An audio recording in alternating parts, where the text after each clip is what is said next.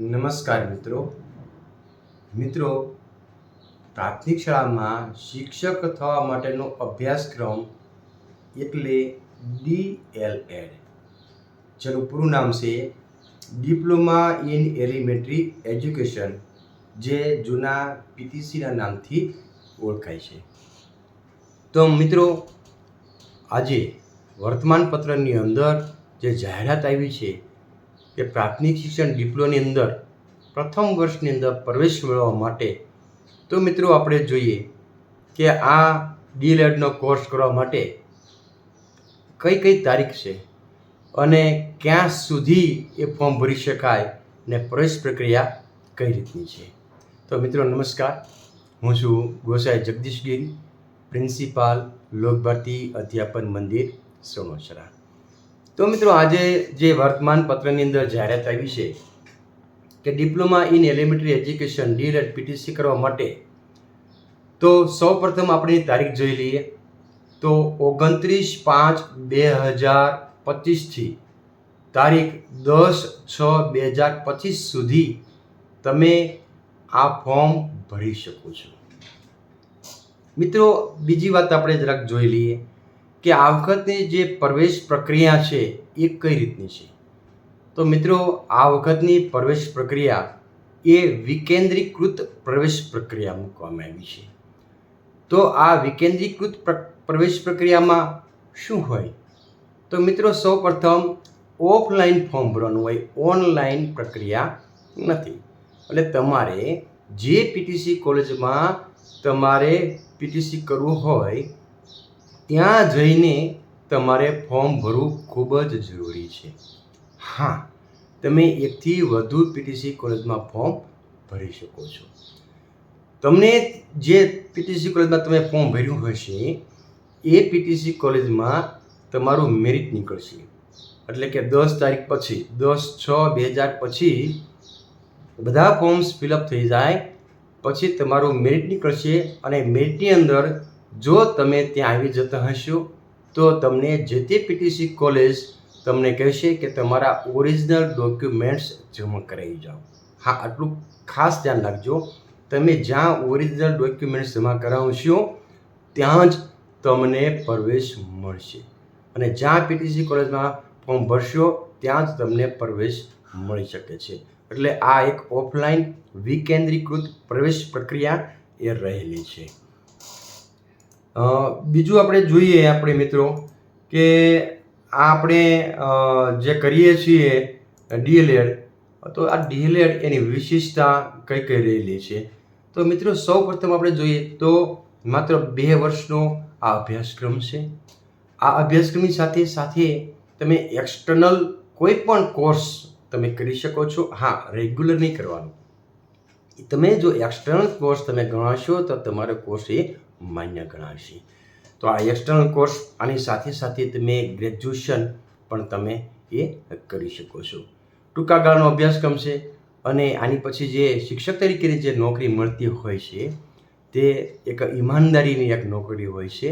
અને શિક્ષક સિવાયની નોકરી આપણે એમ જોઈએ તો સૌથી સારામાં સારી બેસ્ટમાં બેસ્ટ એ શિક્ષક, અને એમાં ખાસ કરીને પ્રાથમિક શાળામાં શિક્ષક થવાની નોકરીની તક આમાં રહેલી છે. બીજું આપણે જોઈએ તો અત્યારે આપણે કારકિર્દીની અંદર આ DLED કર્યા પછી ક્યાં ક્યાં તક રહેલી છે.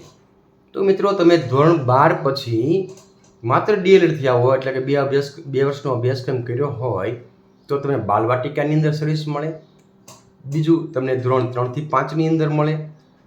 એટલે કે ધોરણ 1 થી 5ની અંદર તમને પૂરી નોકરી, તમને સરકારી જોબ મળવાની પૂરી શક્યતા છે.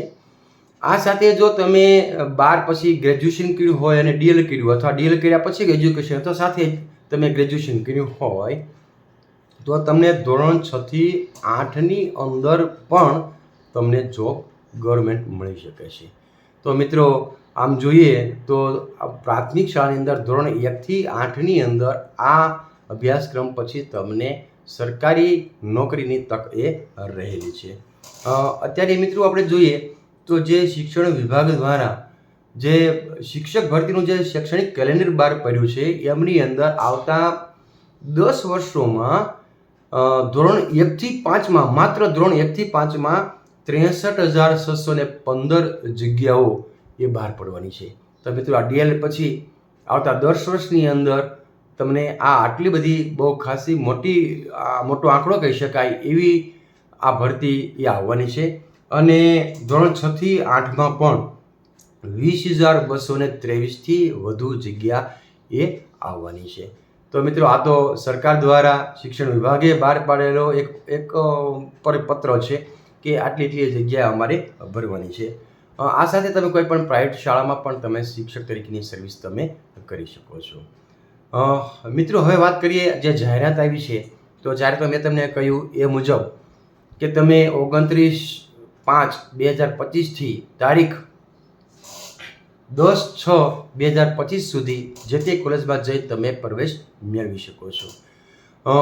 બીજું કે તમે આ ક્યાં PTC કોલેજ આવી રહી છે તો જાહેરાતમાં પણ એ વેબસાઇટનું નામ આપવામાં આવ્યું છે Gujarat education government in primary. એ તમે સર્ચ કરશો એટલે ક્યાં કોલેજ છે એ પણ તમને જોવા મળશે. બીજું કે અહીંયા તમને મેરિટના આધારે જ તમને પ્રવેશ એ મળવાનો છે. સમય આપણે જોઈએ તો આ તારીખ દરમિયાન 29થી 10/6 દરમિયાન તમે 11થી 5 રૂબરૂ જઈને ઓફલાઈન તમારે ફોર્મ ભરવાનું હોય છે. આપણે જોઈએ તો આની અંદર આપણે કયા સર્ટિફિકેટ્સ જોઈએ ભરવા માટે. તો સૌપ્રથમ હું જે બોલું છું તે ઓરિજિનલ પણ જોશે અને એની એક નકલ પણ એ જોશે અને સાથે એક ફોટોગ્રાફ પણ રાખવાનો છે. તો સૌપ્રથમ ધોરણ 10ની માર્કશીટ, ધોરણ 10નું ટ્રાયલ સર્ટિફિકેટ, ધોરણ 12ની માર્કશીટ, ધોરણ 12નું trial certificate, school leaving certificate એટલે કે LC શાળા છોડ્યાનું પ્રમાણપત્ર જે કહેવાય તે, SC ST OBC ના જે કેટેગરીના જે ઉમેદવારો આવે છે કે SEBCના એમને જાતિનું પ્રમાણપત્ર, જે SEBC એટલે કે બક્ષીપંચના જે ઉમેદવારો છે એમને જાતિનું પ્રમાણપત્ર સાથે નોન ક્રિમિલિયર સર્ટી પણ તમારે રજૂ કરવાનું છે. નોન ક્રિમિલિયર સર્ટી પણ તમારે 2025 સુધીનું અથવા તમે અગાઉ કઢાવ્યું હોય તો 3 વર્ષ સુધી એ ચાલે એવું એ નોન ક્રિમિલિયર સર્ટિફિકેટ હોવું જરૂરી છે. EWS વાળા ઉમેદવારે EWSનું સર્ટિફિકેટ રજૂ કરવાનું છે. કોઈ કેન્ડિડેટ હેન્ડીકેપ હોય તો શારીરિક ખોડખાંપણનું પણ તમારે સર્ટિફિકેટ રજૂ કરવાનું છે અને એ સાથે તમારે એક પાસપોર્ટ સાઇઝનો ફોટોગ્રાફ રજૂ કરવાનો છે. તો આટલા મિત્રો તમારે સર્ટિફિકેટ સાથે તમારે કોઈ પણ કોલેજમાં જઈ અને તમારે ફોર્મ ભરવાનું છે. પણ આટલું ધ્યાન રાખજો, કોઈ પણ કોલેજ તમારે જ્યાં એડમિશન લેવું છે તે કોલેજમાં તમારે ફોર્મ ભરવું જરૂરી છે. આમ જોઈએ તો ઘણી બધી વિશિષ્ટતાઓ આ PTC કોલેજની છે. ખાસ કરીને લોક ભારતી અધ્યાપન મંદિર સોણસરા એમની તમને હું વિશેષ વાત કરીશ. તો અહીંયા ભાઈઓ અને બહેનોની એક અલગ હોસ્ટેલની સુવિધા રહેલી છે. આ સંસ્થા ગાંધી વિચારને આધારિત હોય મૂલ્ય શિક્ષણને પ્રાધાન્ય આપવામાં આવે છે. અદ્યતન અહીંયા કમ્પ્યુટર લેબ છે, સાયન્સ લેબ છે, સાયકો લેબ છે, ટીએલએમ રૂમ છે, વિશાળ લાઇબ્રેરી છે, રમતગમતના વિશાળ મેદાનની સુવિધા પણ રહેલી છે. સાથે કોલેજની અંદર સ્માર્ટ ક્લાસરૂમ છે, ઇન્ટરેક્ટિવ ટીવી બોર્ડ એ પણ અધ્યાપન મંદિરની અંદર છે અને કોઈ પણ સ્પર્ધાત્મક પરીક્ષાની ટેટની પણ અને સ્પર્ધાત્મક પરીક્ષાની પણ તૈયારી તમે અહીંયા કરો એવા તમને અહીંયા વર્ગખંડ અને એવા ક્લાસીસ પણ પૂરા પાડવામાં આવે છે. અનેક પ્રવૃત્તિ દ્વારા તમને શિક્ષણ એ લોક ભારતીની અંદર આપવામાં આવશે. બીજું પૂરેપૂરું કેમ્પસ CCTV કેમેરાથી સજ્જ રહેલું છે. તમે અહીંયા આવશો એટલે તમે જોશો કે અમારું જે વાતાવરણ છે, અમારું જે વાતાવરણ છે, અમારું ખૂબ કુદરતી વાતાવરણમાં હરિયાળું એકદમ મજા પડે એવું કેમ્પસનું વાતાવરણ રહેલું છે. અનુભવી અને પ્રેમાળ શિક્ષકો છે, સાથે લાયકાત ધરાવતા અને પાઠ્યપુસ્તકમાં લેખક તરીકેનો અનુભવ ધરાવનારા શિક્ષકો અહીંયા રહેલા છે. ખાસ કરીને સરકાર તરફથી તમને શિષ્યવૃત્તિ આપવામાં આવે અને લોક ભારતીમાં પણ સરકાર તરફથી શિષ્યવૃત્તિ આપવામાં આવતો હોય જ, પણ સાથે સાથે તમે જો કોઈ અહીં વિશિષ્ટ પ્રવૃત્તિ કરો તો એમની પણ તમને સ્કોલરશિપ તમને એ મળતી હોય છે. તો મિત્રો આ લોક ભારતી અધ્યાપન મંદિર સંસ્થાની એ વિશિષ્ટતા થઈ. પ્રવેશની લાયકાત છે એ જોઈએ તો ધોરણ 12 પછી તમે કોઈ પણ માધ્યમ હોય, સાયન્સ, સામાન્ય પ્રવાહ કે વ્યવસાયલક્ષી કે પછી ઉત્તર બુનિયાદી, એ લોકો આની અંદર એ પ્રવેશ લઈ શકે છે. પ્રવેશની અંદર ખાસ આપણે જોઈએ તો 50% ગુણ હોવા જરૂરી છે. પણ જો SC, ST, OBC કે EWSના જે ઉમેદવારો હોય એમને 45% ગુણ હોવા જરૂરી છે. તો આ થયું 50%. પણ જો તમે કેટેગરીમાં આવતા હો તો 45% ગુણ હોવા જરૂરી રહેલા છે. ધોરણ 10માં તમે જે માધ્યમ હશે તમારું ગુજરાતી, હિન્દી કે ઇંગ્લિશ, તો એ જ કોલેજમાં તમને પ્રવેશ મળશે. જો તમે ગુજરાતી માધ્યમ હશે ધોરણ 10માં તો ગુજરાતી માધ્યમવાળી જ તમારી PTC કોલેજમાં તમારે પ્રવેશ ફોર્મ ભરવાનું રહેશે. વય મર્યાદા આપણે જોઈએ તો સામાન્ય કે ઉમેદવારોને એટલે કે ઓપન કેટેગરીમાં જે ઉમેદવાર આવતા હોય તેમને 1/7/2025ના રોજ 24 વર્ષથી વધુ હોવી જોઈએ નહીં.